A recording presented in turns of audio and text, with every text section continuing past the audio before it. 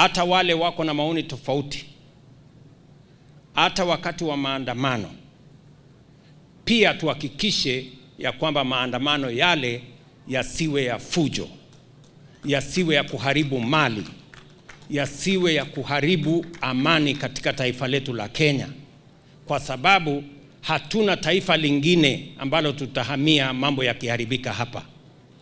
Sisi taifa letu la Kenya ndio hili, na ni nafasi yetu na ni wajibu wetu kuhakikisha ya kwamba tunalinda amani ya taifa letu la Kenya, na yale yote tunayafanya yawe chini ya sheria, na tuhakikishe ya kwamba hatuharibu amani ya taifa letu la Kenya na hatupotezi nafasi ya sisi wote kuchangia katika kupeleka taifa letu la Kenya mbele.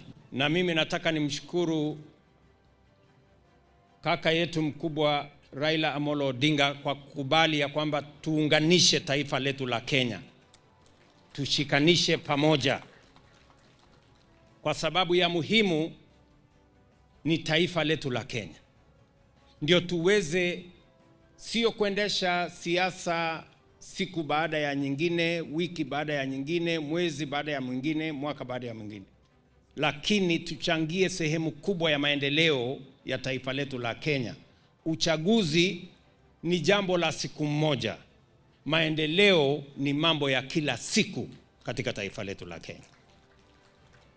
Sababu hiyo ndio mimi nataka niseme, nilikuja hapa 2013 nikawaeleza ya kwamba katika ile mpango yetu ya kusongesha taifa letu la Kenya mbele, Kilifi tutahakikisha kwamba iko katikati.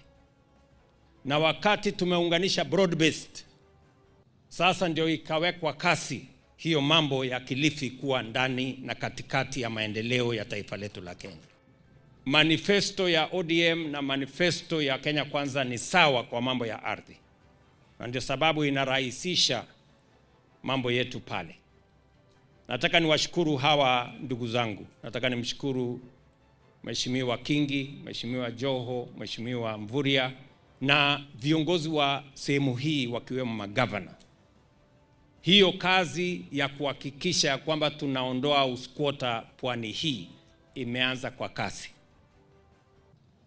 Nikiongea na nyinyi hapa leo, tuko na hati miliki ambazo zimekamilika karibu 40,000 ambazo ziko tayari. Nikirudi hapa nafasi hiyo ingine tutakuja kupatiana. Tuko na zingine karibu 30,000 ambazo zinaendelea saa hizi.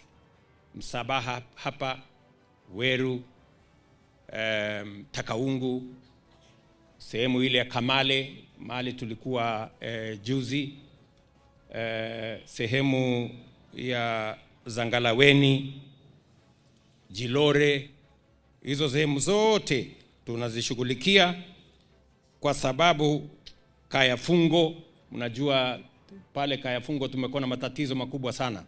So we are trying to straighten. Mumesikia mbunge wetu wa Rabai anasema zake 15,000 ziko tayari. Mheshimiwa, takuwa huko hivi karibuni kuzipatiana. Na katika budget yetu ya mwaka huu tumeongeza shilingi bilioni 2.8 ya kuendesha hiyo program ya kuhakikisha kwamba tunaondoa uskwota hapa pwani, kwa sababu ndio ahadi yetu, na tumekubaliana na viongozi wenu vile kazi hiyo itafanyika.